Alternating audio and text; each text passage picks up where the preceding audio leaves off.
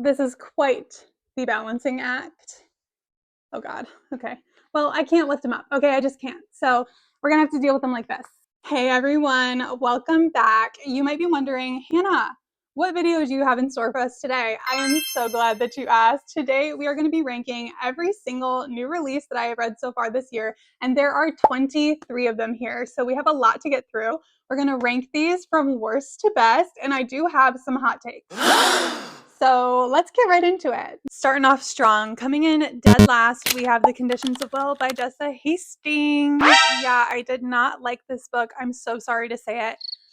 Actually, you know what? No, I'm not sorry. This book was not good. I didn't like it. It wasn't written very well. There was a lot of typos. Not only that, I did not root for the romance in this book. I actually wanted the two main characters to stay as far away from each other as possible.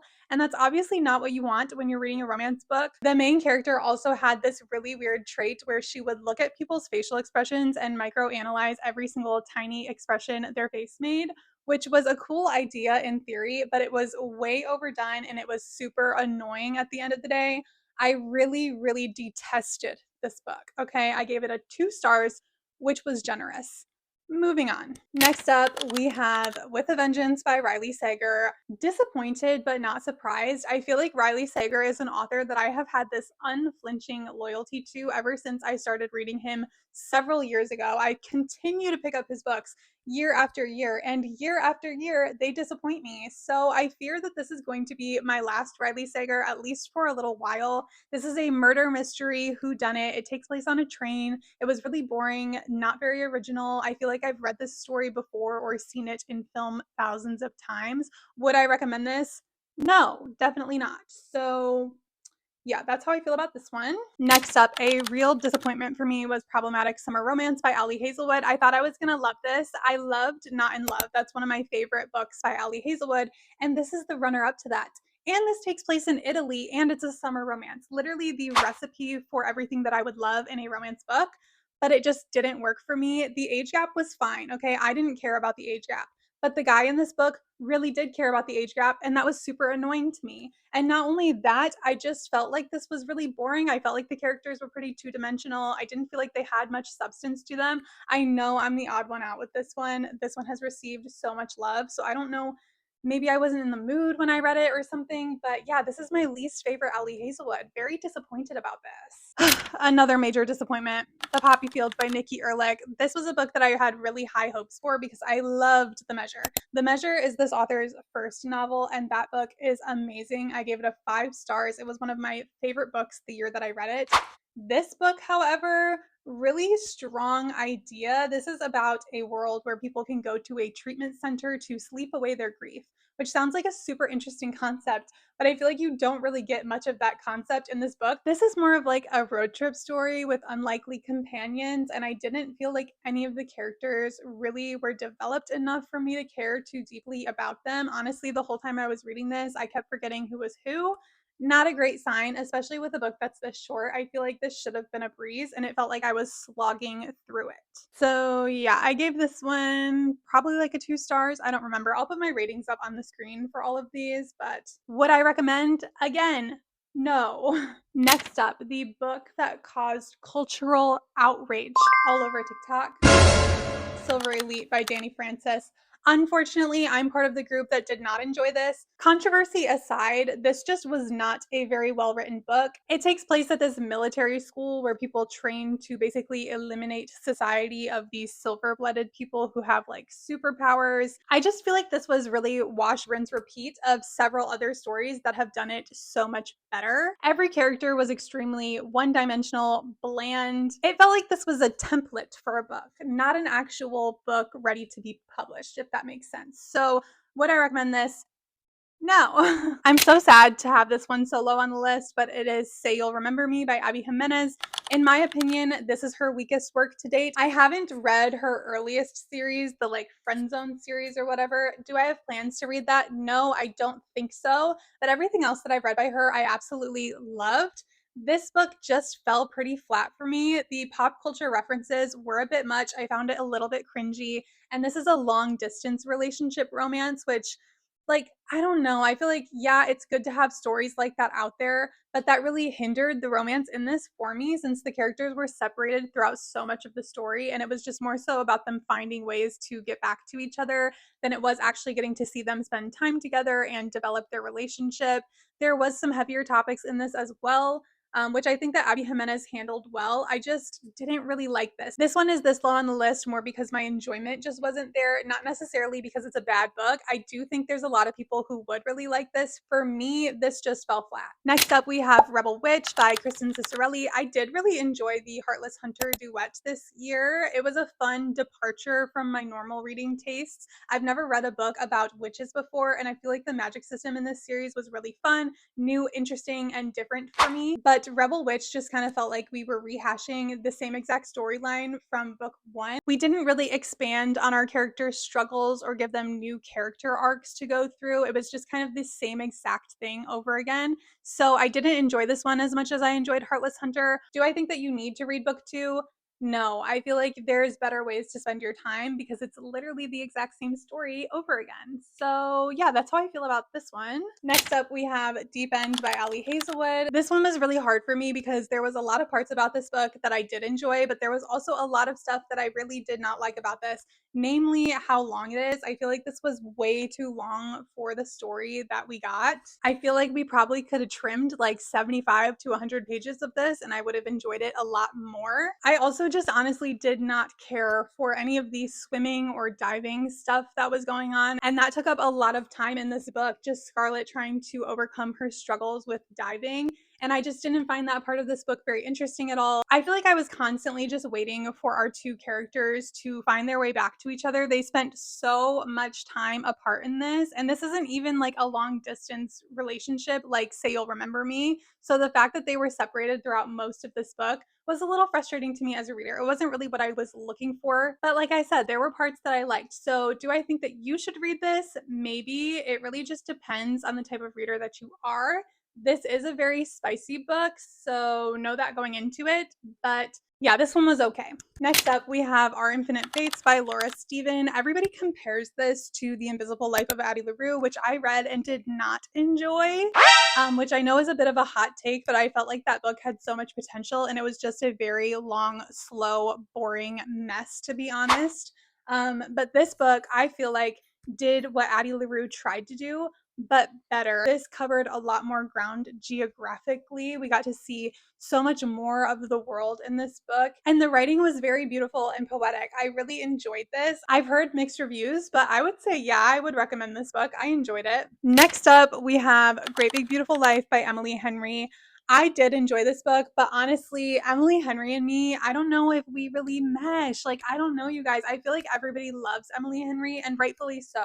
She can write a fantastic romance novel. I think her writing is very fun, very witty, very clean, but her books are very hit or miss for me. This one was a hit, but for a lot of people, this was a miss. So I don't know what that says about me. I enjoyed this. It leans a lot more lit fic. There's not as much romance in this book. And there is a dual timeline sort of POV happening here, which I did enjoy, but I will say one of the timelines was more enjoyable to me than the other for the majority of this book, which I feel like if you're going to do a dual timeline or a dual POV, they both have to be equally as exciting and fun to read.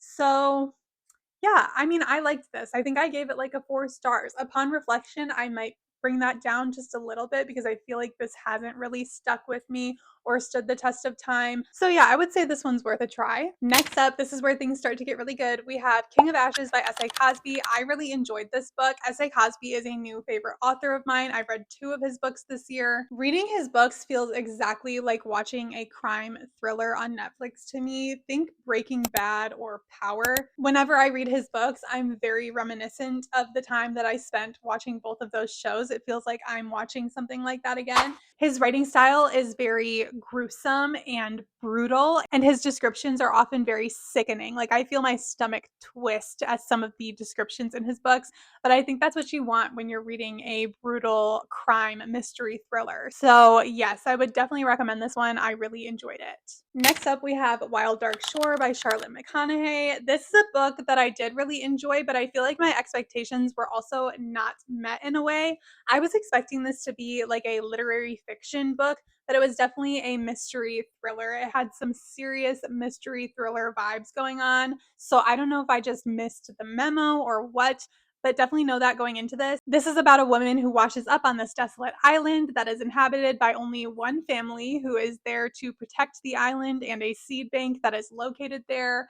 When she gets to the island, the family is very suspicious of her. She's very suspicious of them. And you're just trying to kind of figure out what the heck is going on. I loved this. It had a very strong atmosphere. The setting was like a character in and of itself. And all of the characters felt really fleshed out. And I really loved each of them, which is very hard to do in a mystery thriller. So I would 100% recommend this. It's also so short. It's less than 300 pages, such a quick, easy read, and definitely worth the time. Next up, we have Victorian Psycho, which is a book that I absolutely loved and not enough people are talking about. This is a psychological thriller about this woman who is a governess for some young children in the Victorian era. So it has that historical fiction element to it as well, which I absolutely love. I love a good historical fiction, especially when it's set during this time period. And not only that, you're also inside the head of a literal psychopath, which is just so entertaining and fun. I loved this book. I feel like not enough people know about it. So if this sounds like something that would be interesting to you, I would 100% recommend that you pick this one up. Okay, guys, we have made it to the top 10, and coming in at the number 10 spot is The Compound by Aisling Rawle. I absolutely loved this book. I read this on my vacation this year. It was the perfect read for a summer vacation. This follows some contestants on a reality show that is very reminiscent of Love Island, but there is some dark undertones and some weird dystopian twists to this story. I absolutely devoured this book. It was such a quick, easy read. It had so much interesting commentary on greed, exploitation, reality TV. I just loved this. The vibes were immaculate, and I never knew where the story was going to go. If you are somebody who enjoys some weird girl fiction from time to time, this is the perfect book for you. Coming in at number 9, this might be a little shocking, but we have Sunrise on the Reaping by Suzanne Collins. I know a lot of people would probably expect this to be ranked higher up on my list.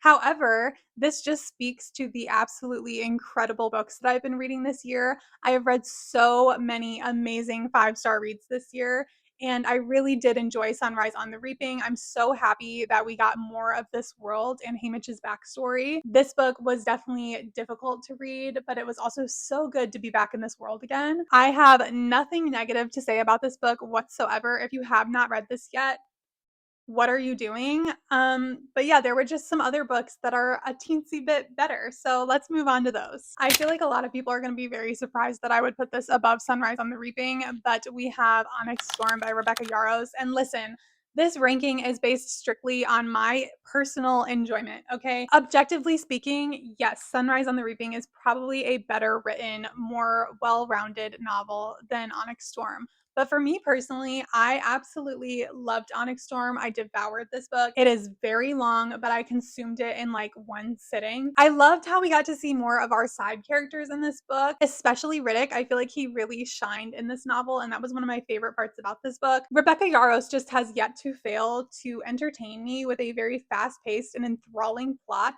and equally interesting and lovable characters. I just love this series so much. It's one of my all-time favorite series. I cannot wait for the next book to come out. And yeah, I loved this book. Sue me. Coming in at number 7, we have Promise Me Sunshine by Cara Bastone. This is the most recent book that I have read on this list, and this book was fantastic. I absolutely loved this story. This book was so incredibly funny. It had me giggling and laughing out loud more than I think I've laughed at any book that I read this year. Cara Bastone was cracking jokes while she was writing this book. I cannot express how funny this book was. But not only that, this is just a very deep romance that is a exploration of grief and human relationships and connection. Our main character, Layne, has recently lost her best friend due to cancer, and she is dealing with life-altering grief. And she ends up meeting Miles, who also has dealt with some serious grief in his past, and he kind of offers to help her to get through this really tough time. And that's where this story starts. They just develop this incredible true friendship first. This is a friends to lovers. And that's not something that I normally look for in the romance books that I read. I wouldn't say that friends to lovers is a favorite trope of mine, but it really did work for me in this book. My one gripe is that when they did finally get together, it did feel a little too like silly, goofy, awkward, just because of the fact that they were like true best friends. I think that they felt a little bit uncomfortable expressing their romantic feelings for each other in a physical way. And that's not something that I really liked. I wanted it to be more romantic, and it was just kind of silly, goofy, like hee hee ha ha type vibes. And that wasn't really what I personally would have wanted. But overall, there's really nothing negative to say about this book. This book was incredible. I loved Cara Bastone's writing style. Again, I loved how funny this was, but also it was so deep. It was sad too, and there was tender moments, there was happy moments. It was a very wholesome romance and very gentle, which is not something that I see too often in romance books, so this felt very fresh and new.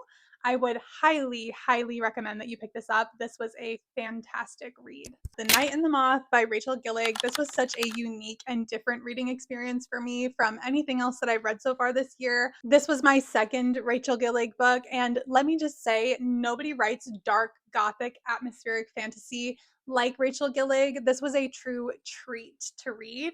And I just love how unique her magic systems are and her worlds. The way that she explains them and describes them is so atmospheric and very immersive. I'm constantly comparing this book to the movie Nosferatu. There's a lot of differences between that movie and this book, but the overall vibe and like atmosphere, I would say, is very similar. So if you liked that movie, I think that you would really like this book. This is a romantasy that follows one of 6 diviners in this world who is trying to track down her missing sisters. And we go on this adventure that is extremely well-paced, very exciting, very fun. The momentum was definitely there from page 1, and it felt like this book just picked up and kept on rolling. I really enjoyed this. Cannot recommend it enough. If you have not started this yet, maybe save it for fall. I feel like this would be the perfect read for spooky season.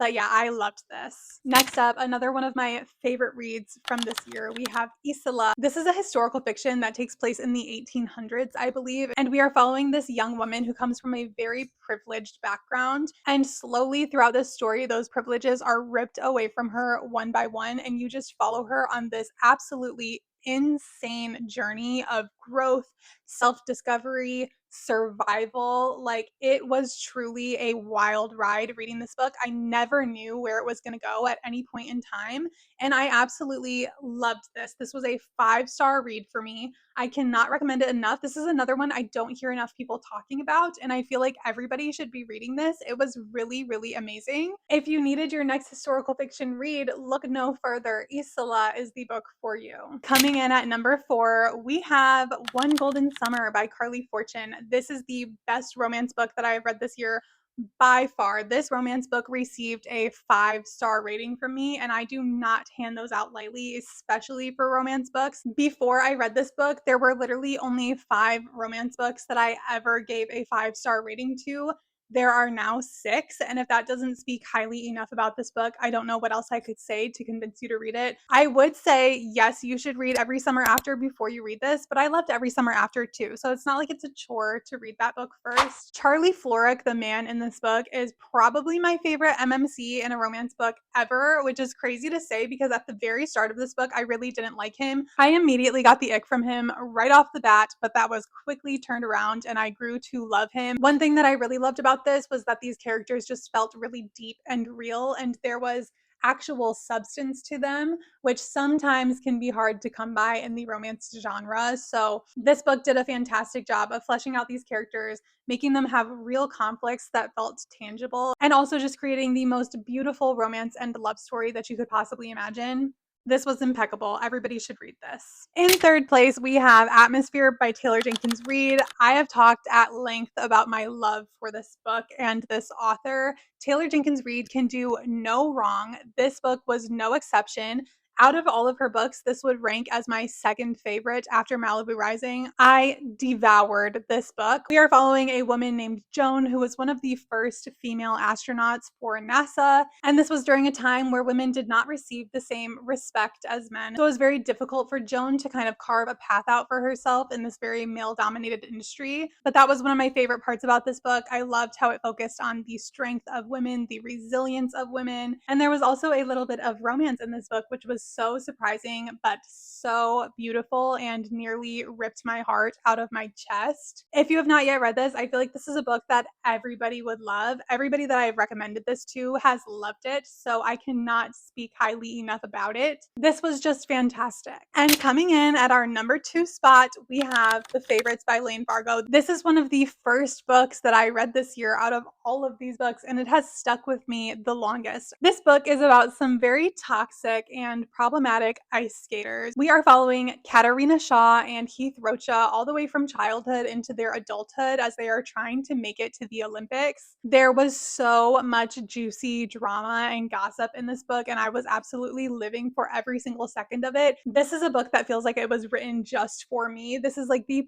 perfect type of book for me. I love a little bit of romance, some toxicity, some drama, some high stakes, and this gave me all of that and more. I'm still thinking about this book constantly, even though I read it at the beginning of this year. It was also very reminiscent of reading a Taylor Jenkins Reid book, and Taylor Jenkins Reid is my favorite author, so that also probably has something to do with why I loved this so much. But I truly cannot recommend this enough. This was a perfect book in my eyes. And we have finally made it to my number 1 favorite new release that I've read this year, and you probably could already guess if you've seen any of my videos before.